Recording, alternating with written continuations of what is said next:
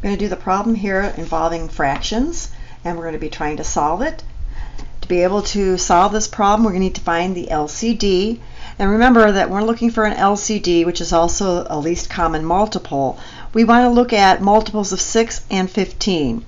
It might be helpful to write down your multiples of 6, starting with 6 times 1 is 6, 6 times 2, 12, 18, 24, 30, 36, 42, so counting by sixes and so on and so forth. Then listing your multiples of 15. 15 times 1 is 15, times 2 is 30, times 3 is 45, 60, 75, so on and so forth.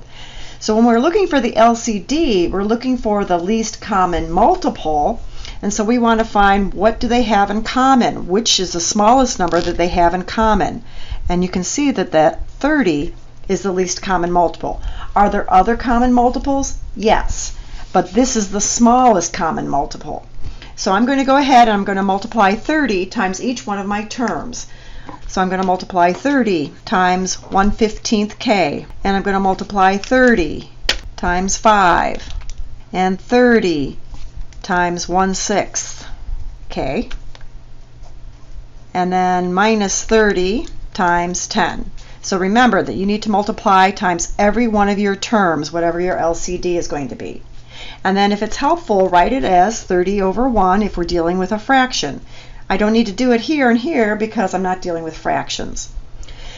Then if you found the right LCD, in this case, let me write that down over here, the LCD is 30.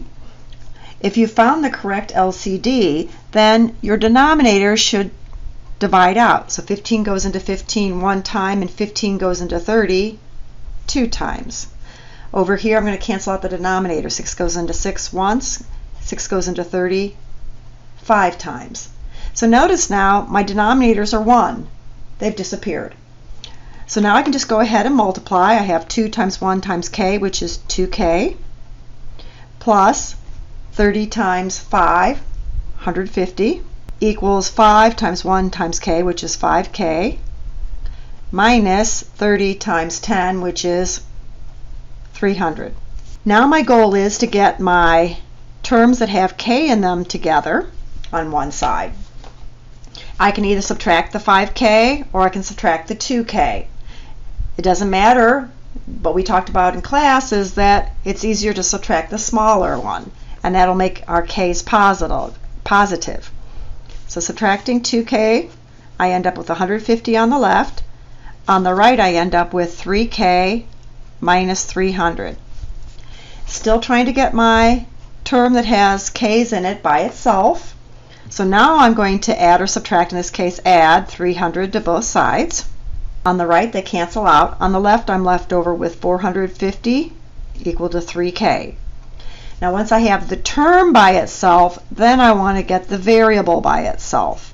And to get the variable by itself, I'm going to have to do the opposite of what's happening between the 3 and the k.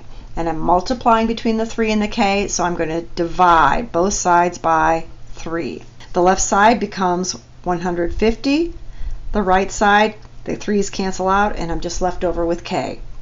Then if I want to check my answer, I need to take this answer, 150, and put it in for k into my equation, wherever I have one. So I take 1/15 times k, which is 150, plus 5 equals 1/6 times k, which is 150, minus 10. And just like before, go ahead and see if you have any common factors. Well, I have a common factor of 15.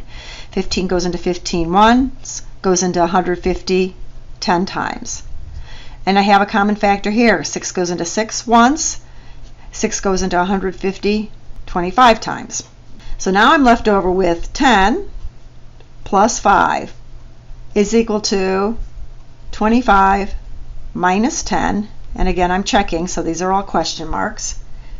Is 15 equal to 15? And it checks.